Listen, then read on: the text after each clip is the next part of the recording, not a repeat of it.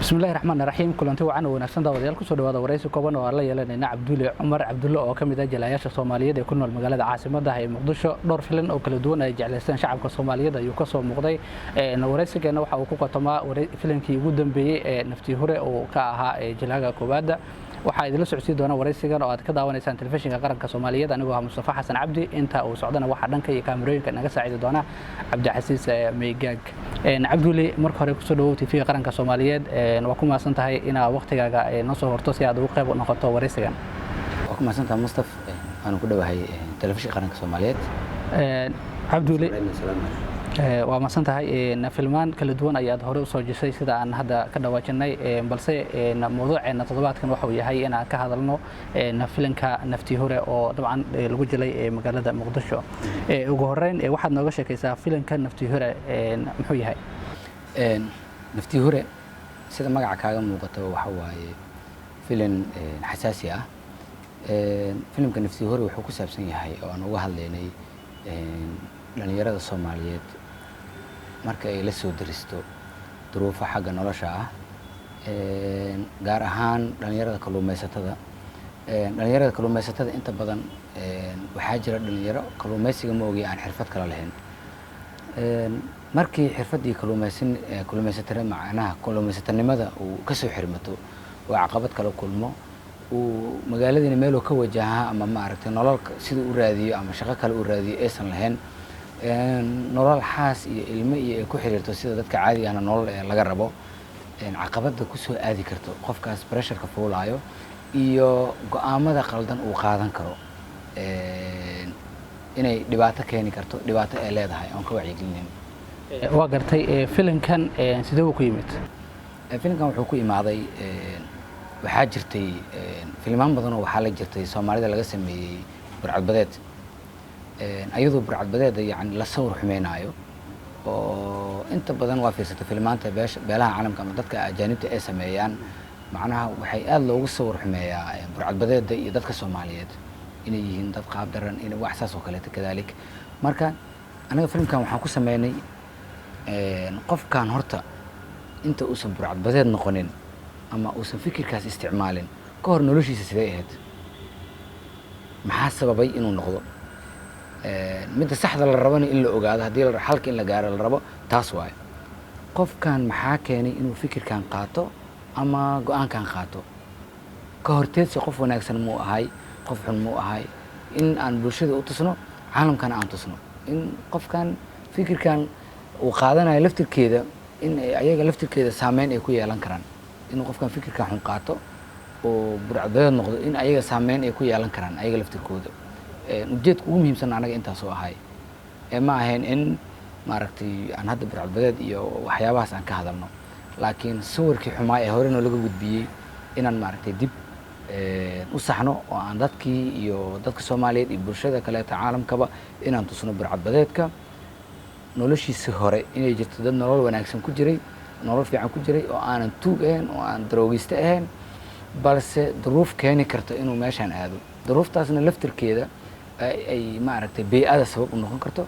isla caalamka qaybiisa kala duwan dad kamida oo dhaha maaragtay waxyaabaha ilaalinaynayo kaleeto ama kalluumaysatada xadka soo gudbo kala caalamka inay laftirkooda sabab u leeyihiin in burcadbadeed uu abuurmo sababteeda inay leeyihiin aan filimka xoogiisa ujeedkiisa aan kaga hadlayo waa gartay waa maasanta Cabdulle dadka filimka ay jilaya iyo dabcan goobta lagu jilay sidee lagu soo xulay inay waa dareemi kartaa markuu filimka jacayl uu sameeyo drama ahayn maxaa la yiraahdaa filim caadi ah oo loo baahan yahay characters muhiim ah way adag tahay in la kala xulo directorka iyo anigoo filimka producerka ahay waxa waaye waqtiga nagu qaadatay in aan dadka soo xulno dadka aan sidii karno way ka soo bixi karaan ama muuqaal ahaan iyo qaabkii loo sameyn lahay wixii oo dhan waqti badan nagu qaadatay waana caqabad badan kala kulana waana waa gartay baraha bulshada ay dabcan Soomaalidu ku kulanto waxa ay dabcan la hadalhayay in filankan lagu dhiirigelinayo burcadbadeeda isla markaana ay dabcan dhaqaale ay ku bixiyeen iyada arrinka maxaa ka jira niyow wax walba oo sameeyso waxaa jira dad fikir khaldan ka gudbiyo waa arkay dhaliicooyin badan oo la leeyahay filimkan waa saasi sidaas laakiin xaqiiqda waxay tahay qofka haddii uu filimka daawado filimka kolley subtitle uu leeyahay si heer caalami ah u sameynay wuxuuna ka soo muuqday shaashadaha caalamka wuxuu ka soo baxay 3 award oo selection ka soo noqday ma fahanto soo maha oo heer caalami ah qofka fiirsada filimka naftii hore oo soo arka asaga go'aan ka gaari karo laakiin waxaan u arkaa aniga maran habaabin ah in maxaa la yiraahdaa anaga burcadbeed ma dhiirigelinayno waaba burcadbeed laftirkeeda aan ka wacyigelinayna sababtoo ah marka aan dhaho fahad oo kale ku metelay characterka marka uu daruuftii ay qabato uu baxo uu badi galo uu soo dhimanaya marka waa macnaheedu waxay tahay ka taxadar ha ku dhimanin waaye dhibaatadan macna naftaada halis ay gelinin waaye laftirkeeda marka wacyigelinaba naga heed anaga marka dadaa si qaldan u fasiray marka waxaan leeyahay walaalayaal Soomaalideena in waxyaabaha wacyigelinta aan si qaldan loo adeegsan si qaldan loo fasirin hadda waxa sheegtay filimka intii uu socday inaad ku dhimanayso hadda waa la fadhisaa maxay ka dhigan tahay waa waxyaabaha ugu qosol badnaay markuu filimka soo baxay toddobaadka aad loo hadalhayay maalmihii ku xiga Facebook post soo dhigay commentiga ugu badnaa dadka waxay lahaayeen war waa dhimatay intee ka soo baxday haddana adoo dhintaan ku ogeene marka ay dhacdaa actor filmaanta Soomaalideena waxa waa hadda waxaan ugu cusub inaan filmaan heer caalami sameeyno oo caalamka la jaan qaadi karo oo horumarsan inaan sameeyno ugu cusub tahay actorka waa dhintaa waxa dhacdo in actorad la kufsanaya dhacdo marka hadhow inaan la dhihin waxa ugu badan actoradana caqabad ku noqdo noloshooda waay waxa dhacdo Maxamed Jaamac oo kale character wuxuu matalayaa Mooriyaanimo qofka ka hor yimaado wuxuu isleeyahay war ninkan Mooriyaan waay ma aha qofka characterka filimkaas uu matalayaa anigana waa dhintay laakiin run ma dhimanin markii teeda dhamaata dhiman doona laakiin waa masantahay Cabdulle yaa idigu dhiirigelinayay filimkan qabashadiisa wallahi anaga isku dhiirigelinaynay waxaan dareenay in saaxadda filimada Soomaalida ay in badan gaab badan uu ku jiro oo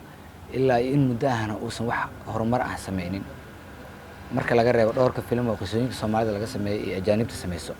laakiin marka la yiraahdo Soomaalida dhexdeeda production Soomaalida dhexdeeda inuu gaab badan ku jiro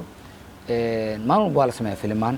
laakiin tayada marka la yiraahdo oo lala jaan qaadi karo filmaanta kaleeto ee wadamada dariska ah iyo kuwa kaleeto heer caalami ah tayadooda in lala jaan qaado waa adag tahay waxay u baahan tahay kharash badan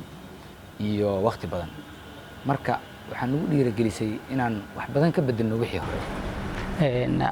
wax walba la sameeyay waxay leeyihiin caqabado oo dabcan lala kulmo inta lagu guda jiro sameynta arrinka caqabadihii ugu weynaa ee la kulanteen inta aad ku guda jirteen